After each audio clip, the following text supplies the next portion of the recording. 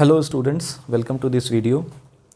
जिन students का Hindi paper के बाद इंग्लिश का पेपर है, जो कि हिंदी 21 को था और 26 को इंग्लिश लिटरेचर और लैंग्वेज का पेपर है, तो इसमें आई थिंक 21 और 5 26 5 दिन का जो गैप है, तो आप लोग अपने अकॉर्डिंग, अपने प्रिपरेशन के अकॉर्डिंग अगले सब्जेक्ट्स को ध्यान में रखते हुए इस गैप में हो सकता है कि बहुत सारे स्टूडेंट्स 1-2 दिन इंग्लिश ना पढ़ के किसी दूसरे subject, upcoming math, science, social science को दिए होंगे। ऐसा बहुत सारे स्टूडेंट्स किए होंगे, ऐसा मुझे लगता है। तो वो 21 और 22 तारीख का जो दिन था, वो बहुत सारे स्टूडेंट्स दूसरे सब्जेक्ट्स में बिताए होंगे, और 23 तारीख, 24 तारीख और 25 तारीख मोस्ट ऑफ द स्टूडेंट्स जो है फिर से इंग्लिश की तरफ आएंगे। ठीक है, तो अब हम लोग जो रिविज़न करेंगे या आप लोग कर रहे होगे, तो थोड़ा स्मार्ट तरीके से करने से चीज़ें बेहतर होगा। और सिलेबस को ध्यान में रखते हुए, सिलेबस को पास में रखते हुए अगर हम रिवीजन करें तो बेहतर होगा इस पॉइंट ऑफ व्यू से कि हर कुछ कवर हो पाएगा। ठीक है, तो सबसे पहले हम लोग एक बार फिर से सिलेबस को एक बार नज़र के सामने से ले जाते हैं, क्या कुछ हमें देखने को मिलेगा। So reading section, writing and grammar, and then you will have language with literature. तो इस तरह से आपके सेक्शन बटे होंगे क्वेश्चन पेपर के। रीडिंग सबको पता है कि 20 नंबर के होंगे, जिसमें 2 आपको पैसेज देखने को मिलते हैं, एक डिस्कर्सिव और एक केस बेस्ड या फैक्चुअल पैसेज भी बोलते हैं उसको। तो सबसे पहले ये दिमाग में बिल्कुल भी कुछ भी नहीं हमें मानना है कि कौन सा वाला आसान है, कौन सा वाला हार्ड है। कुछ भी पहले से मान के चलना ही नहीं है। कोई सा भी पैसेज आपके लिए मुश्किल हो सकता है, कोई सा भी पैसेज आपके लिए आसान पड़ सकता है। इट डिपेंड्स, है ना, कि आपकी प्रैक्टिस कैसी है, वहाँ का जो आपको पैसेज मिला है उसका लेवल क्या है। तो पहले से कुछ भी मान के नहीं चलना है। वहाँ पे जो क्वेश्चन दिखेगा उसके अकॉर्डिंग हमें अपने जो आंसर्स हैं लिखने का या मेंटल लेवल पे चीज़ें हैं, उसी अकॉर्डिंग हम लोग डिसाइड करेंगे। ठीक ना, इजी हार्ड करके कुछ भी पहले से मान करके नहीं चलना है। ठीक है, तो ये जो आपको पैसेज के जो क्वेश्चंस देखने को मिलेंगे, वो आपको कुछ क्वेश्चंस उसके मल्टीपल चॉइस फॉर्म में भी, एमसीक्यू के फॉर्म में भी होंगे। Then you will have some questions जो कि 1 नंबर का होगा, तो ऑब्जेक्टिव नेचर का 1 वर्ड 1 सेंटेंस वाला भी होगा। Then you will have 2 number का भी questions, short answer type questions, जिनके आप 30 to 40 वर्ड्स में आंसर करोगे। तो अब पहले जैसा रीडिंग सेक्शन नहीं होता है जहाँ आप सिंपली रीडिंग सेक्शन के अंदर पैसेज को पढ़े और लेकर के आंसर्स को टेप दिए। ऐसा अब नहीं होता है। यहाँ पे भी आपकी क्रिटिकल एनालिसिस का पावर देखा जाता है, इंटरप्रेट करने का क्षमता, चीज़ों को खुद से समझने का पॉइंट ऑफ व्यू आपका देखा जाता है। ठीक है, will be asked to assess comprehension, interpretation, analysis, inference, evaluation and vocabulary, है ना। आपकी वोकैबुलरी भी देखे जा सकते हैं पैसेज के क्वेश्चंस के थ्रू। आपकी एनालिसिस पावर, चीज़ों के समझने की क्षमता जो है ना, या क्रिटिकली एनालाइज करने का जो क्षमता है, या कुछ मैसेज को ग्रास्प करने का क्षमता है, बहुत सारी चीज़ें आज के समय में रीडिंग सेक्शन के पैसेज के थ्रू टेस्ट किया जाता है। और ये लेटेस्ट या मॉडर्न पैटर्न पे ही आपको भी देखने को मिलेगा। ठीक है ना, मतलब चीज़ें डायनामिक हो रहा है, और उस हिसाब से बोर्ड के भी क्वेश्चंस जो है बदलाव होते हुए देखने को मिल रहा है। तो ये दोनों ही पैसेज में आपको इस तरह से वैरायटी ऑफ क्वेश्चंस दिखेंगे, जहाँ पे बहुत कुछ आपके टेस्ट होने हैं। ठीक है, तो it will take time.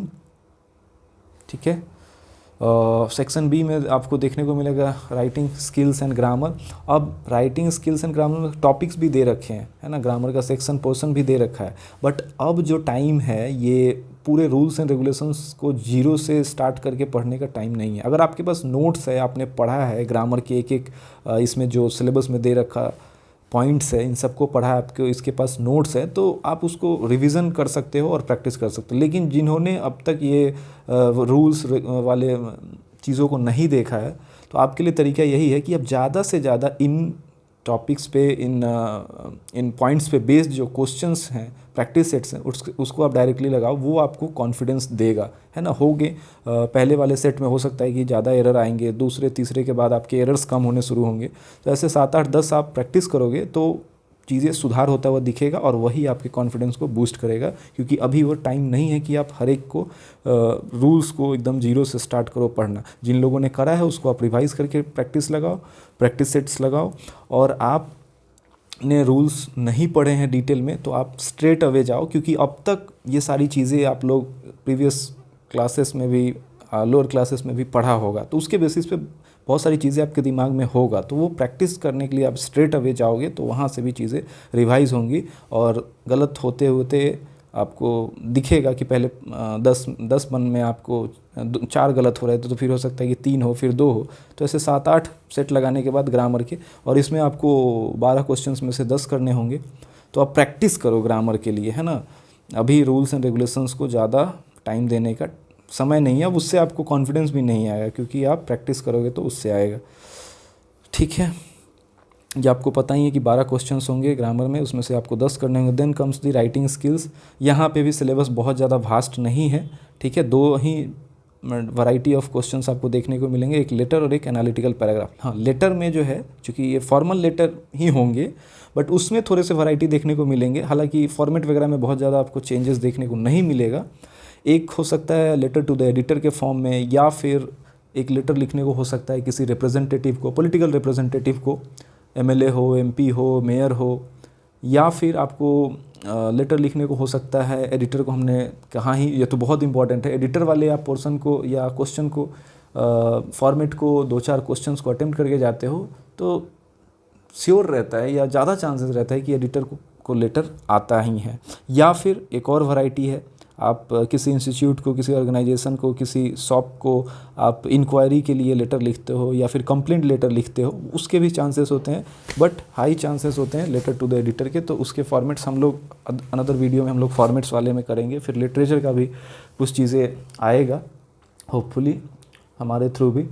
Then analytical paragraph में आपको ध्यान रखने का क्या है कि ये डिस्क्रिप्टिव पैराग्राफ राइटिंग नहीं है। यहाँ पे चीज़ें आपको बहुत सारी चीज़ें इन्फर करना होता है, दिए गए पाई चार्ट्स हो गए, ग्राफ हो गए, डेटा हो गए, उसमें से चीज़ों को खुद से डेटा तो देखना है बट एनालाइज खुद से करना है ना।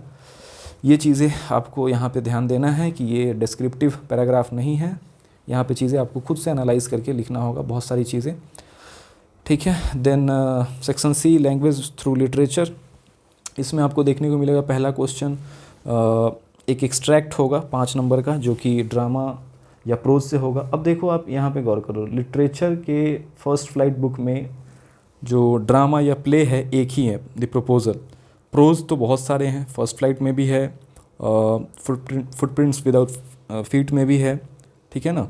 तो प्रोज का तो सिलेबस वास्ट है, ड्रामा से अगर क्वेश्चंस आता है और इसके चांसेस ज़्यादा होते हैं, तो यहाँ पे आपको जो और वाला क्वेश्चन दिखेगा, प्रोज से जो क्वेश्चन रहेंगे उसके बाद दूसरा, अगर प्रोज से ना हो, ड्रामा से हो, तो ड्रामा एक ही है। तो ड्रामा को आप थोड़ा सा ज़्यादा टाइम दे करके प्रपोजल को, एक एक चीज़ को कवर करो। क्वेश्चन आंसर्स के लिए भी फ़ायदेमंद रहेगा वो। और यहाँ पे एक्सट्रैक्ट वाला क्वेश्चन अगर उससे और वाले में भी पूछा जाता है, you will be able to attempt आसानी से, है ना। Then comes the extract question, जो कि पोएट्री से होगा। यहाँ पे भी आपको और करके क्वेश्चन देखने को मिलेगा, यानी कि अगर पोएट्री वाला पहला क्वेश्चन जो है वो आपको बहुत ज़्यादा चीज़ें बेहतर तरीके से नहीं पता है, तो और वाले क्वेश्चन को देखोगे, वहाँ पे अगर दूसरा पोएट्री का आपका कमांड बेहतर है तो वो वाला आप अटेम्प्ट कर सकते हो। तो इन सब को हम लोग जल्दी में शॉर्ट वीडियोज़ के थ्रू रिविज़न करने का है। अपकमिंग वीडियोस में वो सब चीज़ कवर करेंगे हम लोग। तो यहाँ पे आपको जो है एक्सट्रैक्ट के क्वेश्चंस किस फॉर्म में देखने को मिलेगा, यहाँ पे भी वैरायटी ऑफ क्वेश्चंस देखने को मिलेंगे, multiple choice, objective, very short answer questions, then short answer questions. ठीक है, देखो यहाँ पे भी गौर करने वाली चीज़ें क्या है, will be asked to assess inference, analysis, interpretation, evaluation and vocabulary. तो यहाँ पे भी कई सारी चीज़ें एक्सट्रैक्ट के क्वेश्चंस के थ्रू टेस्ट होंगे आपके। ठीक है, then very short and very long answer questions, ये 30 मार्क्स के पोर्शन हो गए। ये हो गया 10 नंबर का 2 एक्सट्रैक्ट वाला क्वेश्चंस। ठीक है, दोनों में ही आपको और देखने को मिलेगा। अगर पहले वाले प्रोज में अगर ड्रामा से क्वेश्चन आता है और वाला, तो वो बिल्कुल ही आप अटेम्प्ट करो, क्योंकि ड्रामा एक ही है, उस पर अच्छे से कमांड कर लो। फिर आ जाओ, ये 5 में से 4 क्वेश्चंस करने होंगे, जो कि 3 नंबर का होगा। इसका वर्ड लिमिट दे रखा है 40 to 50 words. Question answers from the book first flight, है ना। फर्स्ट फ्लाइट में आपको पोएट्री और प्रोज दोनों हैं, तो दोनों का मिला के कहीं 4 क्वेश्चंस होंगे। ठीक है, 3-3 नंबर के। फिर आपको यहाँ पे देखो 3 में से 2 क्वेश्चंस करने होंगे, फुटप्रिंट्स विदाउट फीट, ये भी 3-3 नंबर के। Word limit remains the same, 40 से 50 वर्ड।